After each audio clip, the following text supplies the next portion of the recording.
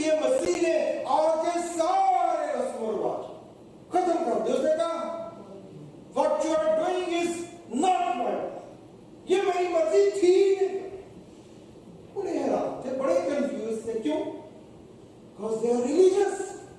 Religion کے بندے پہ جو کام کر رہا ہے اس کو کوئی یہ نہیں کرنا آپ نے. that person will be confused. کیوں بھائی؟ یہ تو بائبل میں لکھا ہے, یہ کیا جاتا ہے, یہ وقت سے. کیونکہ Bible is not the book of religion. یہ مذہب نہیں ہے, مسیحیت مذہب نہیں ہے. میں نے اور آپ نے مل کے اس کو مذہب بنا دیا. آسمان پہ ایک ہی کلیسیا ہے, وہاں پہ کوئی پینتی کاسٹل, چھتی کاسٹل, کیتھولک اور پروٹسٹنٹ اور نہیں, ایسا کوئی چکر نہیں ہوا. Only one church.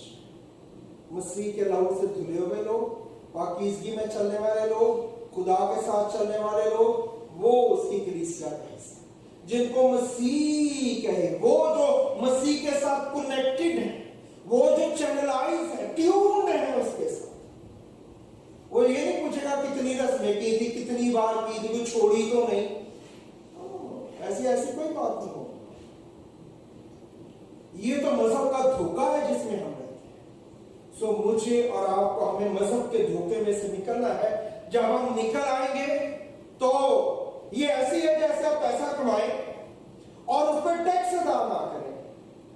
تو وہ پیسہ جو آپ نے کمایا ہے, یہاں پہ 33% ٹیکس ہے, چلیں جرمنی لگا لیں 10% ٹیکس ہے ملک میں. تو آپ نے 100 روپیہ کمایا اور 10 روپے ٹیکس نہیں دیا, تو آپ کے 100 انلیگل بلیک منی ہو گئی. لیکن اگر آپ نے 100 کمایا اور 10 ٹیکس دے دیا تو وہ 90 لیگل منی ہے.